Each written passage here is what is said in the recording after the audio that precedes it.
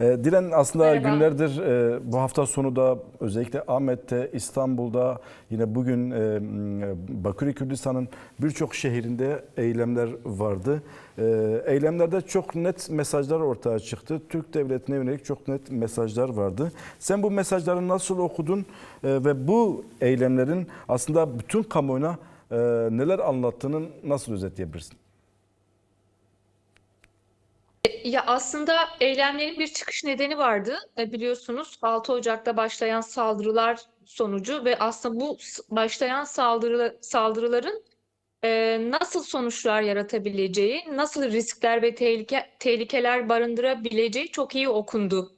Ve bu eylemlerin de çıkışını sağladı. O tarihten itibaren Rojava'nın genelinin tehlike altında olduğu, risk altında olduğu, oraya dönük bir soykırım tehdidinin olduğunun fark edilmesi gerçekten hani Türkiye kentlerinde, Kürdistan'da çok ciddi eylemselliklere neden oldu ve aslında bu eylemlerin kendisi, bu kitlesel gerçekleşen eylemlerin kendisi dört parçada ve dünyada birbirini de çok etkileyen bir noktaya döndü. Bence şöyle çok net mesajlar ve sonuçlar çıkarıldı ama bir gerçekten Kürtlerin bütün kazanımlarına dönük, varlığına dönük, Rojava üzerinden aslında Kürtler bunu böyle okudu. Rojava'ya dönük tehditler ve saldırılar üzerinden bir bütünen Kürtler bu saldırıların bir bütünen kendi varlıklarına, kendi kazanımlarına, kendi taleplerine dönük olduğunu gördü. Böyle okudu.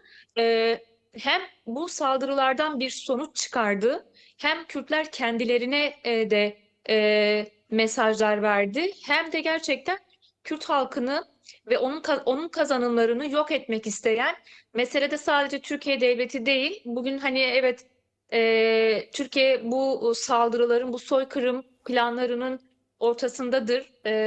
Ama bir sistemin saldırısının olduğunu bütünlüklü olarak gördüğümüzü söylersek abartılı olmaz. Nitekim Kürt Halk Önderi Abdullah Öcalan da bunun uluslararası bir komplo olarak değerlendirdi. Ve bu saldırılar başladığından beri Kürdistan kentlerinde halk 7'den 70'e, yani biz eylemlere gittiğimizde gerçekten iki değneğiyle katılan, hasta yatağından kalkan, gençler, kadınlar, yaşlılar, toplumun her kesiminden insanların çok ciddi bir öfkeyle, çok ciddi bir tepkiyle, ama bana göre takip ettiğimiz kadarıyla e, bir özgüven tazelediğini de aslında Kürt kamuoyunda böyle bir sonucun da olduğunu gördük. Çünkü gerçekten hani programda konuğunuz da altını çizdi. Çok ciddi bir plan vardı devrede ve belki de tarihte Kürtler ilk defa kendilerine dönük bu kadar bütünlüklü bir planı, soykırımı ortaya koyduğu direnişle, bütünlüklü bir direnişle, hani en azından şu an sonuçları itibariyle belki hala riskler ve tehlikeler vardır. Bugün de Haseki özelinde gördük kimi provokasyonların olduğunu, hem Rojava'da halkın bir tedirginlik, bir güvensizlik içerisinde olduğunu, yani sonuç alıncaya kadar bu halin devam ettiğini söylemek mümkün. Aynı şeyin Türkiye, yani burada Bakır Kürdistan'ın da olduğunu da söylemek mümkün. E, Bir anlaşma yapıldı. Bu ateşkesin sağlanması elbette ki olumlu etkiler yarattı. Ama hem 6 Ocak'ta başlayan saldırılar hem de önceki girişimler gerçekten Kürt toplumunda, Kürt halkında ciddi bir güven sorunu da yaşamasına neden oldu. Şimdi bu eylemlerde gerçekten bir anlaşmaya varılsa da şu anda bu eylemlerde şunu da görüyoruz. Halk hala Rojava'nın tehdit altında olduğunu görüyor. Hala Kürt toplumunun varlığının ve onun kazanımlarının tehlike altında olduğunu görüyor. Bunu gördüğü bir yerden de çok ciddi bir sahiplenme, bu kazanımlarını ve varlığını garantiye alıncaya kadar da bir kararlılığın olduğunu görüyoruz. Eylemler o dönem başladı, çok kitlesel bir şekilde sürüyor ve bu tehlike ortadan kalkana kadar, bu riskler ortadan kalkana kadar Kürtlerin kendi varlığı ve kazanımları garanti altına alınıncaya kadar da bu eylemlerin, daha doğrusu bu direnişin süreceği yönünde de aslında bugüne kadar yapılan eylemlerde çıkan net mesajlardan biri de buydu. Bir kararlılık var. Çünkü gerçekten hani ciddi bir kırılma yaşandı. E, Ve bu saldırıların eğer bir noktada frenlendiyse de bu anlaşmaya varıldıysa da Kürt halkının alanlarda ortaya koymuş olduğu başta Rojava ve halkının dört parça Kürdistan'da dünyada birçok noktada ortaya koyduğu direnişin çok belirleyici olduğunu da farkında. Bundan biraz daha geri adım atsa bu risklerin ve tehlikenin büyüyeceğinin de ya da devam edeceğinin de farkında. O noktada hani bu mücadeleyi ve direnişi sürdürme noktasında bir kararlılık var, bir irade var. E, Ve dört parça Kürdistan'da alanların, sokakların tek sloganda, tek duyguda, tek ruhta birleştiğini de gördük ve gerçekten bir birlik olma halinin de bu süreçte geliştiğini ve aslında bundan sonra Kürt toplumunun, onun politikasının, diplomasisinin geleceğine de yani önümüzdeki süreçte hangi gündemleri de masaya yatıracağı konusunda da bu eylemler ciddi ipuçları verdi. Bu noktada hem egemenlere hem iktidarlara hem sisteme bu saldırıları, bu planı, bu soykırım planlarını ortaya koyan ya da hayata geçirmek isteyen güçlere karşı çok net mesajlar verildi. Ama Kürt halkı da şunu da gördü. Gerçekten birlik, dayanışma ve direnmekten başka, kendi öz gücüne dayanmaktan başka çok da bir alternatifinin belki olmadığını da gördü. Evet. Yani kendisi açısından da bence mesajlar açığa çıktı ve sonuçlar açığa çıktı. Örneğin mesela yarın da Bakır Kürdistan'da birçok noktada barış annelerinin eylemi olacak. Dün 1 Şubat Dünya Rojava ile Dayanışma Günü kapsamında insanlar Kürdistan kentlerinde sel olup aktı. Ve bunun için ciddi bir ne diyelim hani bir eylem için bir çaba da yürütülmedi. İnsanlar gerçekten bir kendilerinden sokaklara akan, onları buraya götüren duygu, düşünce anlamında bir birlik var, bir kararlılık var. Takip ediyoruz. Açıklamaları da takip ediyoruz. Eylemleri de takip ediyoruz. Bu eylemlerde açığa çıkan mesajları da takip ediyoruz. Ve hani bu eylemler ışığında bizim de öngörümüz gerçekten Rojava'daki tehdit, Rojava'daki risk kalkana kadar bu eylemlerin kitlesel bir şekilde, güçlü bir şekilde devam edeceğini de görüyoruz. Çünkü bu eylemlerden çok ciddi sonuçlar çıktı, çok ciddi Evet. mesajlar çıktı. Türkiye siyasetini de belki Orta Doğu'daki siyaseti yönünü de değiştiren sonuçlar yarattı. Tarihiydi. Bu anlamda tarihte de Kürtler açısından gerçekten birçok açıdan sonuçlar doğuracağını da söylemek abartılı olmaz. Evet. Ee, Süreç nasıl ilerleyecek? Gelişmeler hangi yönde ilerleyecek? Eylemlerinde halkın, toplumun bu direnişini de gelişmeler doğrultusunda takip Gelişmeler etmeye çalışacağız. belirleyecek. Ama Evet. dediğimiz gibi şu anda en azından net bir söyleyeceğimiz nokta gerçekten Kürt halkının ortaya koymuş olduğu bu kararlı direnişin ve mücadelenin önümüzdeki günlerde de devam edeceğini söyleyebiliriz. Türk devlet yetkilileri, AKP, MHP iktidarının bazı bakanları HTŞ isterse yardıma gideriz söylemleri bile kullandılar. Özellikle 6 Ocak'taki Şeyh Maksut Eşrefiye saldırılarından sonra. Bu süreçte AKP, MHP iktidarının Rojava saldırılar sürecindeki karnesini nasıl okudunuz? Süreç bağlamında nereye gider bu kötü karne?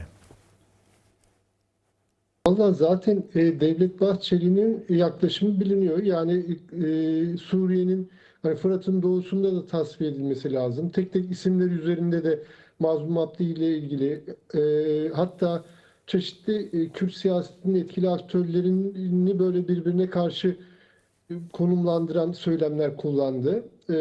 Cumhurbaşkanı Erdoğan'ın da yani zaten Ankara burada sahadaki durumu yöneten etkili güç olarak Ankara var sahada. Diplomatik olarak da bugün Cumhurbaşkanı Erdoğan'ın açıklamasında da aslında bakıldığında bir yandan işte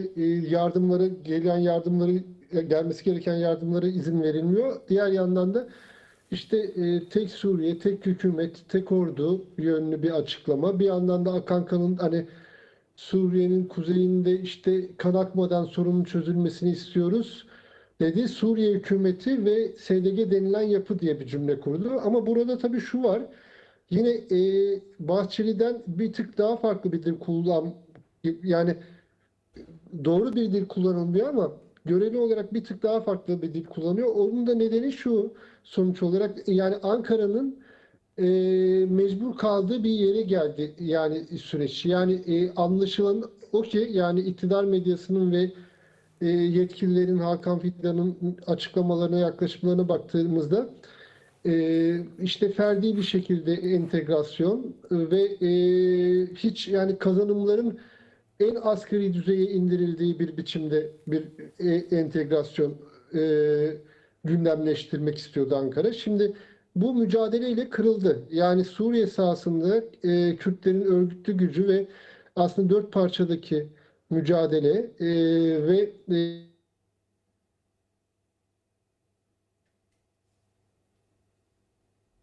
Değerli Polat,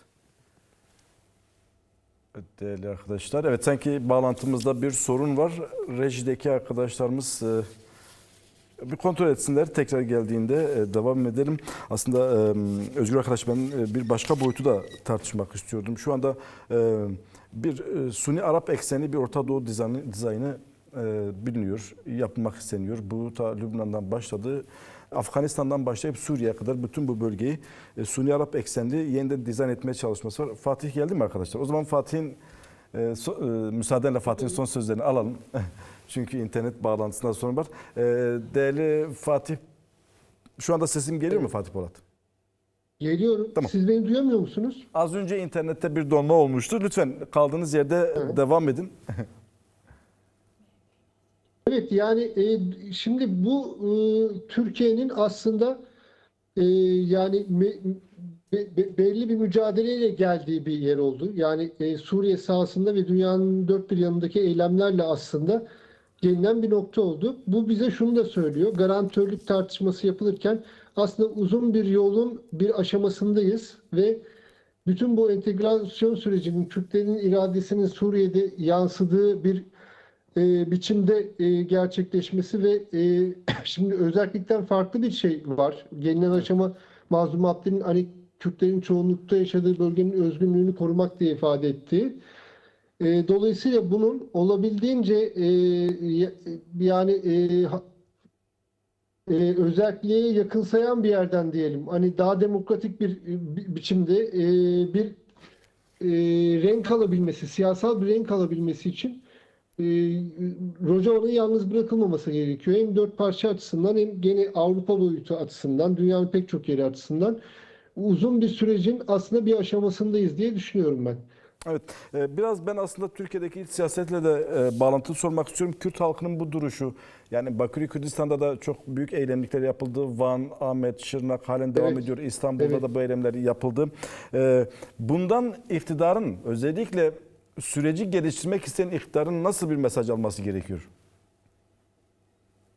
Şimdi açıkçası elbette yani biliyorsunuz iktidar açısından hem AKP hem MHP açısından terörsüz Türkiye terörsüz bölge yönlü bir tarif yapıldı ve muhalefetin aslında mecliste bulunan komisyonun ismi dahil muhalefetin şerhleriyle başka bir hal aldı. Ve dolayısıyla bunu iktidar bu süreci bir silahsızlandırma süreci biçimde tarif etti ve onun da ilerisini açılmış değil. Yani biz bugün hala diyelim hani Selahattin Demirtaş'la ilgili 3. ahim kararının uygulanmadığını görüyorsak ve aynı şekilde Figen Yüksekdağ ve diğer tutuklular, Kobani davası tutukluları ve kayyum atanan belediyeler, örneğin Mardin'de bakalım Ahmet Türk'le ilgili cezai bir durum da yok aslında ama orada biliyorsunuz kayyumun süresi uzatıldı. Evet. Ahmet Özer tahliye oldu. Yine kent uzlaşısıyla ilgili İstanbul'daki ilk kayyumdur Esenyurt. Ama yeni ceza verildi. Dolayısıyla bunlar bize muhalefet üzerindeki hem süreç bağlamında hem başka açılardan kontrollü yani Suriye'ye yaklaşımı da böyle. Türkiye'de de bu sürecek aslında bunu gösteriyor bize. Bu dolayısıyla muhalefete de bence derli toplu ortak hareket etme ve bu konuda istikrarlı bir güç birliğini mücadeleyi elden bırakmama mesajı veriyor diye düşünüyorum. Yani ancak böyle olduğunda gerçi siyaset açılabilir, genişletilebilir, değiştirilebilir diye düşünüyorum açıkçası.